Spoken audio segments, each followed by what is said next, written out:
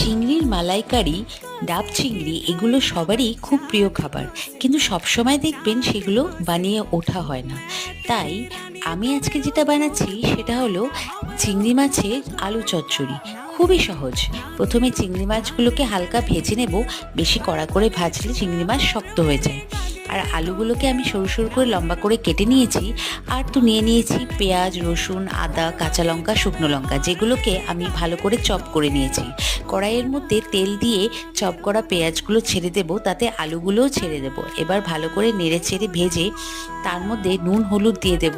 আর আরেকটা মিশ্রণ বানিয়ে রেখেছিলাম, টক দই, নুন, হলুদ, জিরে গুঁড়ো, লঙ্কার গুঁড়ো আর ধনে গুঁড়ো দিয়ে আর সামান্য নুন দিয়ে সেই মিশ্রণটা আমি দিয়ে ভালো করে নেড়ে চেড়ে কষিয়ে নেব। কষিয়ে নিয়ে ভালো করে জল দিয়ে দেব। জল দিয়ে ফুটে এলে তারপরে একটু টানিয়ে নিলেই বাস রেডি হয়ে যাবে চিংড়ি আলু চচ্চড়ি।